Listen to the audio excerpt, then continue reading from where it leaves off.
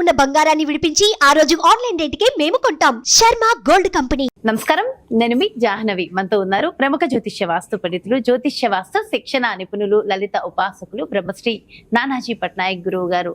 దసరా శరన్నవరాత్రుల సందర్భంగా అమ్మవారి ఒక్కొక్క రోజుకి సంబంధించిన విశేషమైన విషయ పరిజ్ఞానాన్ని మనందరికీ అందిస్తూ ఎంతో చక్కటి పరిహార మార్గాలు కూడా తెలియజేస్తూ ఉన్నారు కదా. మరి 3వ రోజు అమ్మవారిని ఏ విధంగా పూజించాలి, ఎలాంటి ప్రత్యేకమైన పరిహారాలు చేసుకోవాలనేది పూర్తి వివరాలు గురువుగారి మాటలు అడిగి తెలుసుకుందాం. నమస్కారం గురువుగారు. శ్రీమాత్రే నమః. అయితే అమ్మవారి దసరా శరన్నవరాత్రుల్లో భాగంగా 3వ రోజుని ఏ విధంగా అమ్మవారిని కొలవాలి, ప్రత్యేకమైన పరిహారాలు అంటే ఏముంటాయి గురువుగారు? ఒకటేనమ్మా, అన్నపూర్ణాదేవి, అదేవిధంగా కళ్యాణి అమ్మవారిని కళ్యాణి. కళ్యాణి అంటే అన్నపూర్ణాదేవి అని కళ్యాణి అవతారాన్ని కూడా కొలుస్తారు. అయితే మీకు ఒక చిన్న రీసెర్చ్లా చెప్తాను మీకు. అంటే నేను చేసిన రీసెర్చ్లో ఎవరికైనా కానీ చూడండి, అన్నపూర్ణాష్టకం గనక రోజు వినడం కానీ చదవడం కానీ చేస్తే వాళ్ళకి ఫుడ్ విషయంలో ఎక్కడికి వెళ్ళినా వాళ్ళకి ఫుడ్ ఆటోమేటిక్గా వాళ్ళు ఎవరో ఒకరు తెచ్చివ్వడం, మీరు తినండి అది తినండి అని ఇవ్వడం, అవి బాగా జరుగుతాయి. మీరు గమనించవచ్చు. కావాలంటే మీరు ఒక్కోసారి మనం చూడండి ఎక్కడికో వెళ్తాం, అక్కడ మనం క్యారేజ్ మర్చిపోవడము, అబ్బా ఇప్పుడు ఎట్లా ఫుడ్ తినడం అనేసరికి ఎవరో తీసుకొచ్చి సరే ఇక్కడ ఫుడ్ తినండి అని ఇవ్వడం. అంటే ఈ ఫుడ్ రిలేటెడ్ సంబంధించినటువంటి విషయంలో నేను హోరా మీద కూడా వర్క్ చేశాను.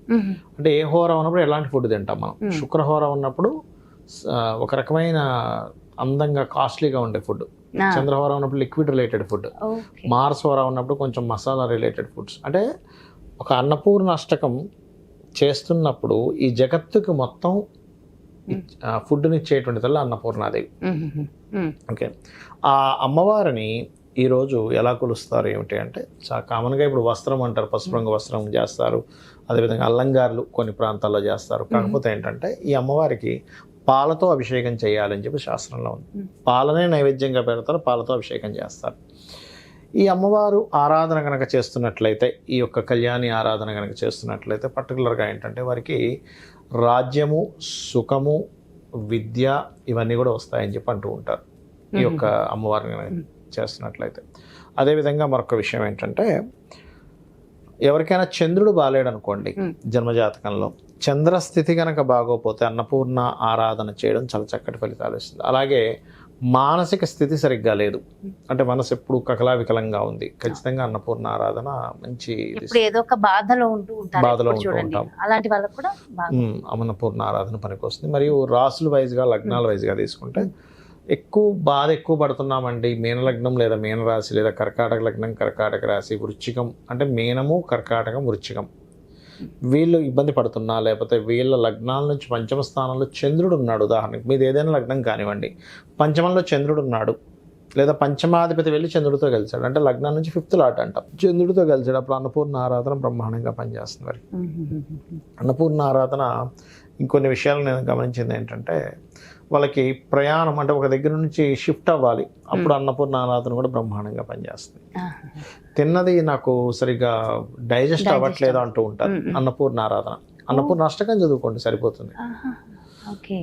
అంటే అన్నపూర్ణ అష్టకంలోనే ఒక తెలియని ఒక మిరాకిల్ ఉంటుంది, మిరాకిల్ లాగా ఉంటుంది. అయితే ఇక్కడ ఏంటంటే ప్రాంతాన్ని బట్టి ఆయా వస్త్రాలంకరణ, ఎందుకంటే మనకి శాస్త్రంలో ఎక్కడ కూడా మీకు ఖచ్చితంగా ఈ వస్త్రమే కట్టాలి, ఇదే చేయాలని లేదు. మీరు భక్తిగా చేయాలి అనేటువంటిది, అంటే అమ్మవారి నవరాత్రులు మీరు చేసుకోవాలనేటువంటిది ఉంది. ఇందులో కూడా ప్రధానంగా ఏంటంటే 3 సంధ్యలందు చేయాలి. అంటే ఉదయము, మధ్యాహ్నము, సాయంకాలం సంధ్యలు చేయాలి, సాయంకాలం ప్రత్యేకంగా చేయాలి. సాయంకాలం ఇంకాస్త ఎక్కువసేపు చేస్తారు. ఒకవేళ అలా కుదరలేదు, ఉదాహరణకి కనీసం 2 సార్లు. అసలు అది కూడా కుదరదండి, నేను పొద్దున్న 5 గంటలకు లేచి వెళ్ళిపోతానండి, మా బాస్ ఒప్పుకోడు, అక్కడ వర్క్ అట్లా ఉంటుంది అంటే నేను నిద్రపోతాను 9 గంటే కాదు నేను చెప్పేది, 5కే నేను వెళ్ళిపోవాలి జాబ్కి అనుకునేటువంటి వారు మాత్రం కనీసం రాత్రి అయినా చేయండి. ఎందుకంటే మీరు ఒకటే గుర్తుపెట్టుకోండి, ఈ మనుష్య జన్మ మళ్ళీ కావాలంటే రాదు.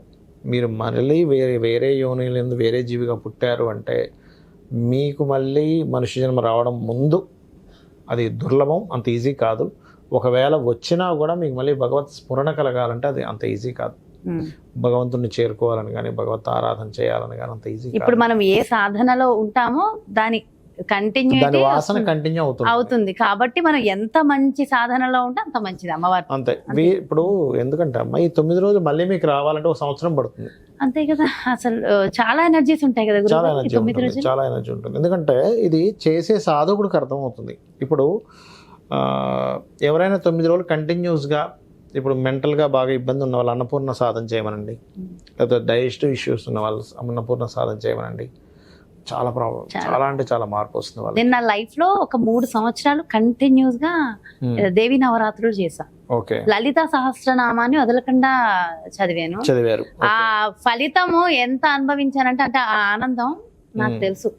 కేవలం ఈ రోజు నేను ఇలా ఉన్నాను అంటే ఒక లలిత సహస్రనామం, విష్ణు సహస్రనామం, ఈ రెండు ఆ 3 సంవత్సరాలు నేను చేసిన ఇదే నాకు ఆ బలం అని అనిపిస్తూ ఉంటుంది. సో ఇంత మంచి డేస్ ఖచ్చితంగా. ఇంకోటి లలితా సహస్రనామాలు అన్నారు కాబట్టి మీకు విషయం చెప్తాను. ఎవరికైనా మానసిక స్ట్రెస్ ఎక్కువ ఉన్నటువంటి వారు ఈ నవరాత్రుల్లో ఓం మనస్వినియే నమః లేదా ఓం అష్టమి చంద్ర విభ్రాజ అధిక స్థల శోభితాయే నమః చేసుకుంటే కూడా మానసిక స్ట్రెస్ తగ్గుతుంది.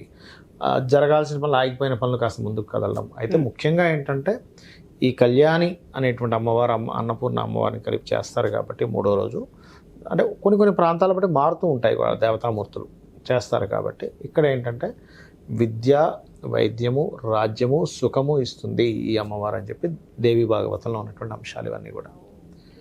ముఖ్యంగా మనకు కావాల్సినవన్నీ కదా, ఎవరికి వద్దు రాజ్యము, పదవి, విద్య, రాజ్యం, పదవి ఎవరికి వద్దు, అట్లా ఇవన్నీ ఉన్నప్పుడు ఆనందంగా ప్రశాంతంగా ఉంటాం. సో ప్రశాంతత కావాలంటే అన్నపూర్ణాదేవి పూజించాలి. ముఖ్యంగా నైవేద్యంగా అంటే ఏం పెట్టాలంటారు? ఒకటి పాలనే పెట్టాలని చెప్తారు. పాలనే నైవేద్యంగా పెట్టాలి, పాలతో అభిషేకం చేయాలి, పాలే నైవేద్యంగా పెట్టాలి. కొన్ని ప్రాంతాల్లో అల్లము గారెలు కూడా పెడతారు. కానీ ఎప్పుడైనా సరే ఎవరైనా గారెలు పెడతారు అంటే ఒకటే గుర్తుపెట్టుకోండి, గారెలు కానీ ఎవరైనా పెట్టాలి అంటే దానికి ఫలితం కూడా ఉంది. ఒకటి ఏమిటది అంటే పెట్టకూడదని కాదు నా ఉద్దేశం, ఎన్నంటని పెట్టండి తప్పేం కాదు.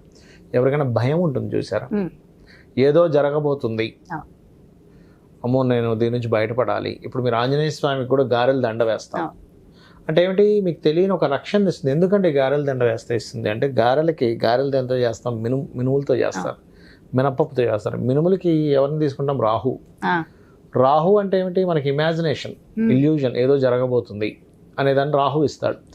దాన్ని కంట్రోల్ చేసేటట్టుగా మీరు దాంతోనే గారెలు చేసి భగవంతుడికి ఎప్పుడైతే సమర్పిస్తామో మీకు ఆ రూపంలో ఇది పోతుంది, క్లియర్ అయిపోతుంది. సో ఆ భయము, టెన్షన్, దడ ఇవన్నీ పోతాయి. ఇప్పుడు కారు నడపడం మీకు భయం పోవాలంటే కారు నడుపుతూనే పోతుంది.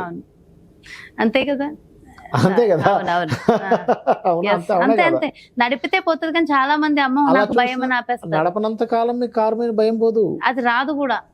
ఎట్లా వస్తుంది, రాదు అది అట్లా అన్నమాట. చాలా చాలా చాలా మంచి విషయం చెప్పారు గురుగారు. అండ్ అన్నపూర్ణాదేవి అవతారము, సో దాని వల్ల కలిగే ఫలితం చక్కగా ఎక్స్ప్లెయిన్ చేశారు. Thank you so much Guruji.